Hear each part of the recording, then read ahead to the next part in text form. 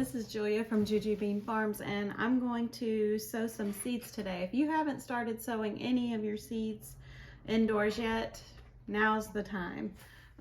Do check your zone to make sure that you're doing them at the right time. I got some more seeds from M.I. Gardener today because, you know, can't have enough seeds, I guess, but I got some nasturtiums, some cucamelons, some spearmint, and some catnip. And speaking of catnip, I have my cat who's gonna probably drive me crazy during this whole video. What you'll need is just a regular all-purpose seed starting mixture. I just went down to my local Dollar General and got this potting soil mix, and they do have one that is for seed starting. I do not recommend that one because it doesn't have a lot of nutrients in the soil and it won't last as long.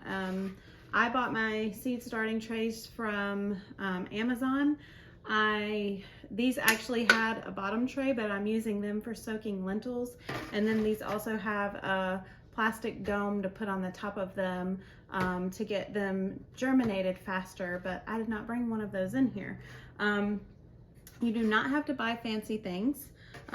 Since I'm out of bottom trays, I'm actually using a baking sheet for the bottom of mine to catch any water. And I do like to bottom water, which means I will put the water directly into the baking sheet. So I'm going to use a baking sheet for this. I'm going to plant or start the 3 rows of nasturtium, and then I'm going to do 1 row catnip, 1 row of spearmint, and 1 row of the cucamelons. And before you plant things, you kind of need to know in your mind where they're going and if you have room for them, and things like the catnip and spearmint. I actually have a bed out there that is for all of my herbs and things like that. I have a bed just for those things because a lot of those things are perennial and they come back every year.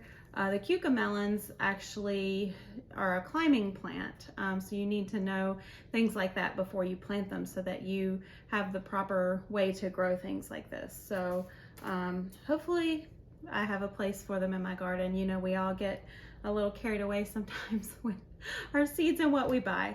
So hopefully I'll find a little hole for the cucamelons. Those were a last minute purchase, and I have actually never had a cucamelon before, so I hope we like them.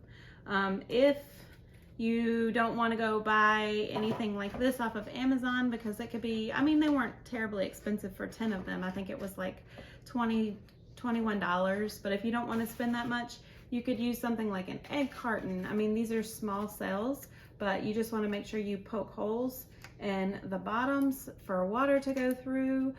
You could use something like this. It would get you started.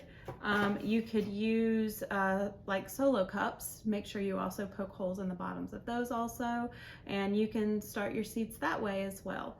I actually have some plants under my grow lights that I believe I'm going to have to pot up into a bigger pot to give them more room for their roots to grow more. So I may be buying some solo cups here soon, or I may go on Amazon and buy some 3-inch plastic pots just to up pot a few of my tomatoes to give them a little bit more growing room.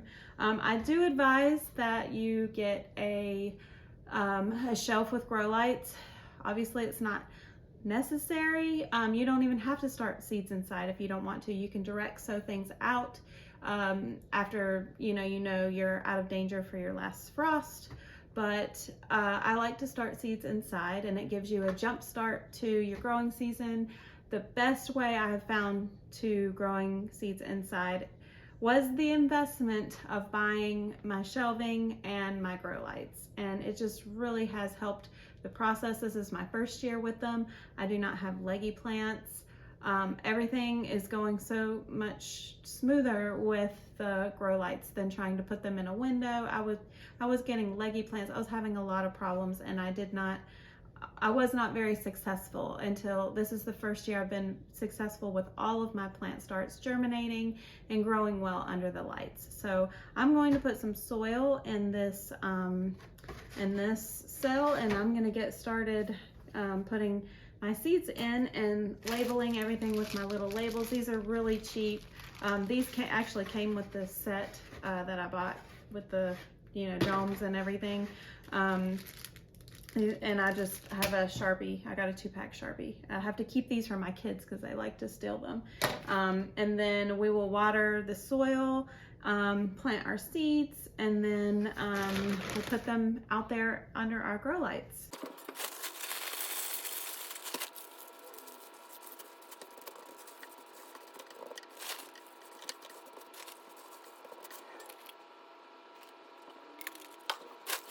Okay, we are going to start with our cucamelons, and all I'm going to do, and you do want to make sure that you push the soil down in there so you don't have air pockets, but you want to plant your seeds as deep as the seed is.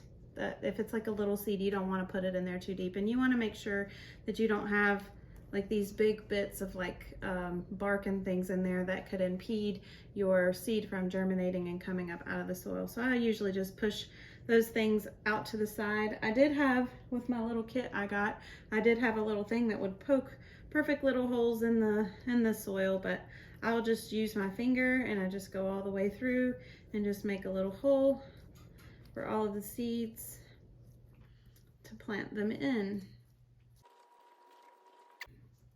So like I said, I'm going to do, oh, these are the cucamelon. I almost did 3 rows of cucamelon. I do not need that many. I'm just gonna do 1 row. And this way, if you only planted 1 seed and your seed didn't come up, then you don't have anything. So I go ahead and I usually do 4 of anything that I'm going to do. And if I need to pick and choose from those 4 plants, whichever one I think is the strongest, or whichever one I think looks like it's going to have the best chance of life outside in the garden, I can either do that, or I can plant all 4 if I have the space. Or if I don't, I can gift the little plant start to a friend. All right, so we have a row of cucamelon, and we're gonna do catnip. I probably need to write, this gets kind of dirty because you've got your hands in soil, so I do recommend writing on your little tags before getting your hands in the soil and planting any seeds, because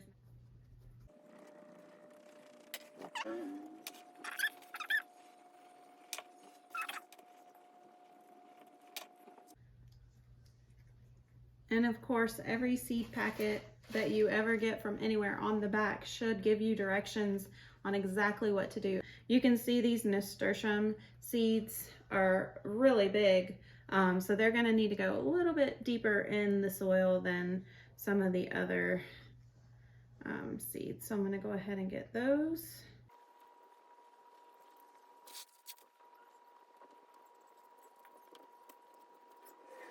Now we're gonna get in the spearmint.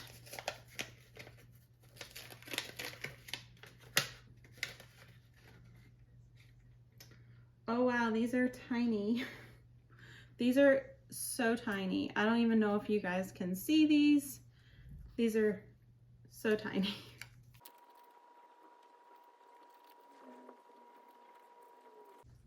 I have no idea if I got them in there or got them in the right spot. These are the tiniest seeds I've ever seen. They're just like a tiny little speck. So hopefully we'll get some spearmint. I should have direct sown this after the fear of the last frost, but we'll see what happens. I think that with gardening, a lot of times, a lot of it is definitely trial and error and just doing things and seeing what happens. Now we're gonna plant our catnip, and then we're gonna take everything over to, I'm having a hard time getting this one open, over and put it underneath our grow lights. I did read on there, that I did not know this, I got catnip to seriously dry it for my cats and give it to them. But it says on the back here of this catnip that it's good to make into an herbal tea to soothe cold and flu symptoms, which is really cool. So I'll definitely be doing that. I'm also growing holy basil for the same reason, to make, take the leaves and make into tea. I've made regular basil tea, but I've never grown the holy basil to make the holy basil tea, so I'm really excited about that. All right, so we're gonna take this, put a dome under it, or over it. Well, what am I doing? I don't need to pick it up like that. And we're gonna take this into our grow room.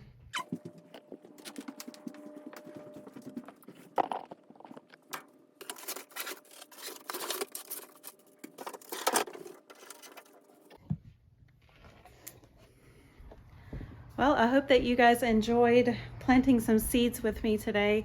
I always get in trouble when I go and look on M.I. Gardener's site and see the things that he has available. I'm just going to clean up my area here at the dining room table and spray the table down and clean that up. And actually, I've got one more thing to show you guys. I want to show you how I store my seeds. I'm going to go in here and get this thing because it's pretty nifty. I didn't think that I needed one, and I guess that you don't have to have one, but it has come in very handy with my seed storage. I'm not used to walking around with the camera, so I hope I'm not making you guys sick.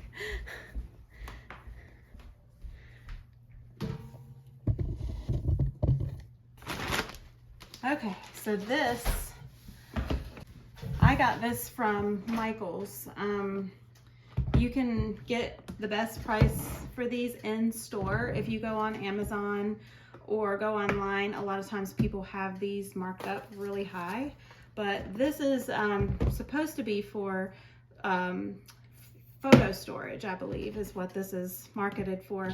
But this is amazing for seeds because your seeds just fit in here perfectly in these little cases that are inside of this case. So I've got, let's see, 16 slots for organizing and storing all of my seeds. And I've got quite a collection in the last 4 years that I've been gardening, but I just got this year, and this has been a wonderful, I say investment. It was like $15.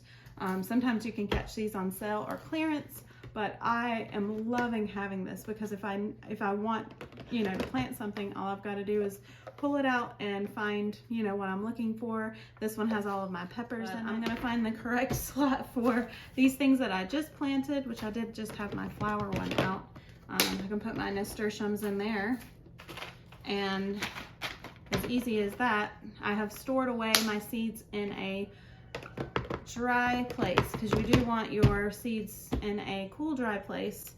And I love this. I love storing this in here. It's easy, simple, and everything's all together organized the way that I like it.